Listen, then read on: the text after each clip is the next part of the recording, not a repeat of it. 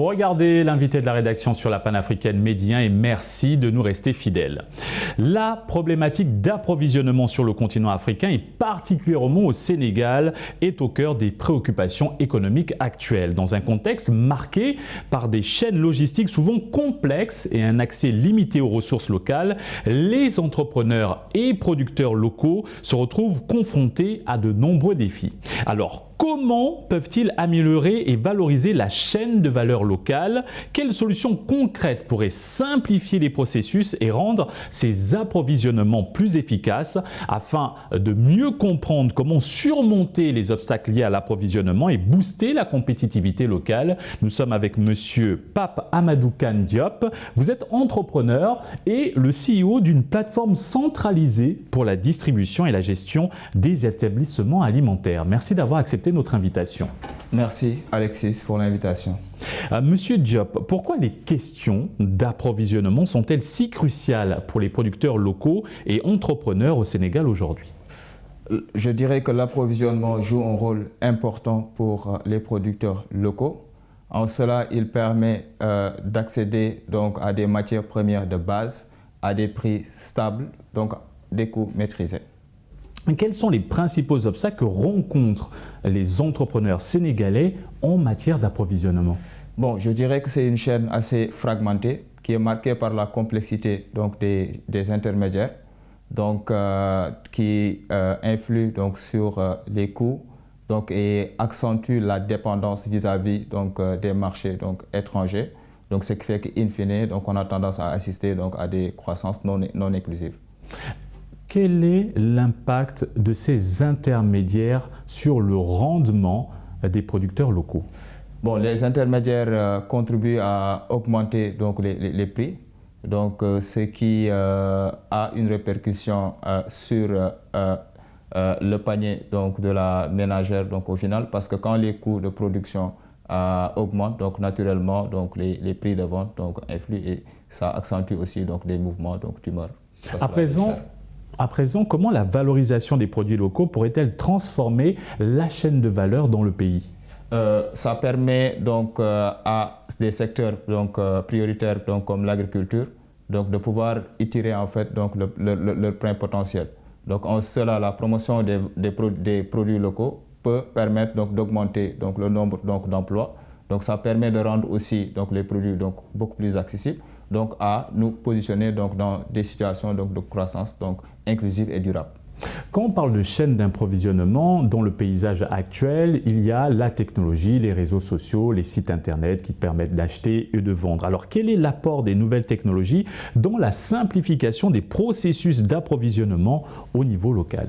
Bon, les nouvelles technologies comme prioritairement donc, le e-commerce, donc les fintech, donc la logistique, donc permet de structurer, donc d'organiser donc ces secteurs-là, donc afin qu'ils puissent donc avoir des activités donc rentables donc et organisées. Revenons aux intermédiaires, un problème épineux dans la chaîne d'approvisionnement. Alors comment les politiques publiques pourraient-elles mieux soutenir les producteurs locaux dans l'amélioration de la chaîne d'approvisionnement? Donc le rôle des politiques publiques donc, peut jouer, les politiques publiques peuvent jouer donc, un rôle important. Donc d'abord en favorisant donc, un cadre donc, assez incitatif donc, et organisé, donc, en procédant donc, à des formations, mais surtout en facilitant l'accès donc, au financement. Quelles sont les meilleures pratiques que les entrepreneurs locaux pourraient adopter pour renforcer leur résilience face aux ruptures d'approvisionnement? Donc ils peuvent adopter donc, des solutions donc, de gestion de stock.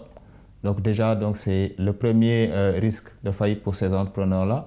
Donc aussi donc, de tendre vers des partenariats stratégiques avec leurs acteurs locaux, mais aussi de rejoindre surtout les plateformes technologiques pour étendre donc, leur portée.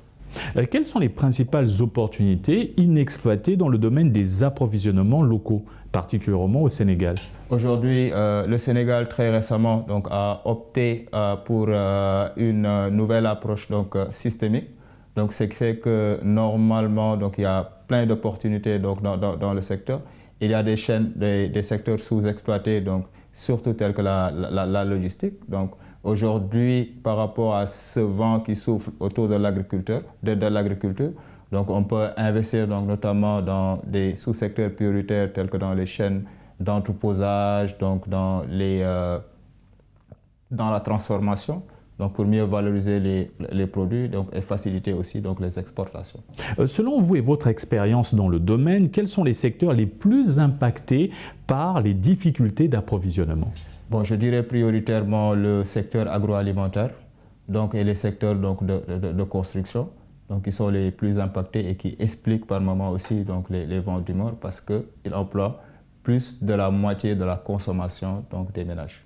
Comment est-ce que votre structure apporte des solutions à ces difficultés rencontrées dans le secteur de l'approvisionnement? Bon, nous avons créé un écosystème complet donc, et intégré donc, qui aide à un approvisionnement facile, donc aussi à fournir des solutions technologiques innovantes donc, qui facilitent donc, l'inclusion donc, financière, mais aussi permet à ces acteurs-là d'avoir une croissance soutenue donc, et durable. Monsieur Diop, à présent, comment impliquer davantage les consommateurs sénégalais dans la promotion des produits locaux et leur chaîne de valeur? Je pense que prioritairement, il faut des campagnes d'abord de sensibilisation, développer cette fibre donc, patriotique qui permet que davantage donc, les consommateurs donc, locaux éprouvent le besoin donc, prioritairement d'acheter donc, les produits issus du terroir. Et aussi inciter donc, les acteurs qui concourent dans la vente de ces produits-là donc, à être beaucoup plus sur la qualité, donc, afin que les gens puissent en tirer profit à l'idée d'acheter donc, le produit plutôt que d'acheter un autre produit.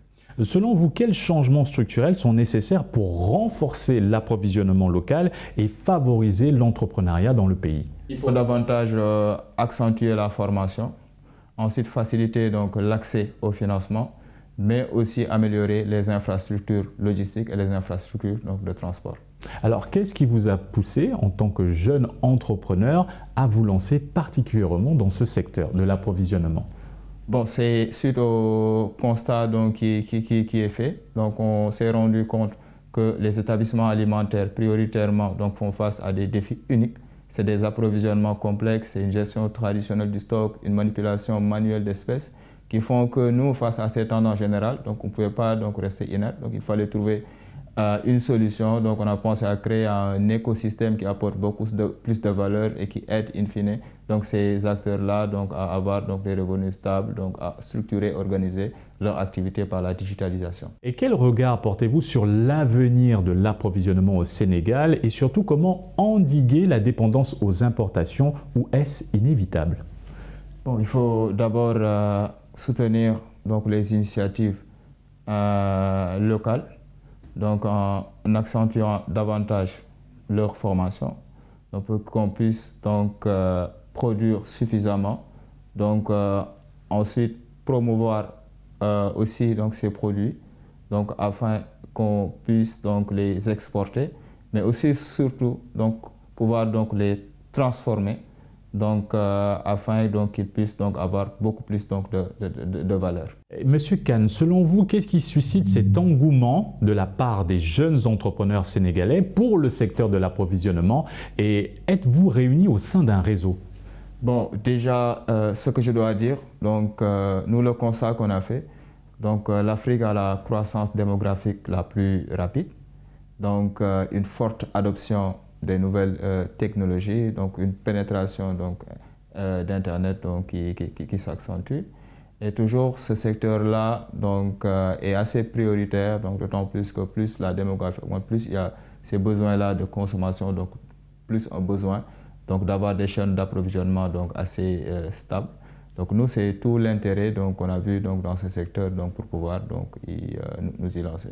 Donc oui, évidemment, nous sommes accompagnés dans le cadre d'un écosystème qui commence à se créer, à se former. Et on continue à mener des initiatives de networking pour des partages d'expériences, etc. Et in fine, de pouvoir passer par des partenariats stratégiques pour aller beaucoup plus vite au Sénégal et bientôt, on le souhaite, sur toute la partie ouest africaine. Monsieur Kane pour cet éclairage. C'est moi qui vous remercie. Et merci à vous de nous avoir suivis. Excellente suite des programmes sur la panafricaine Média.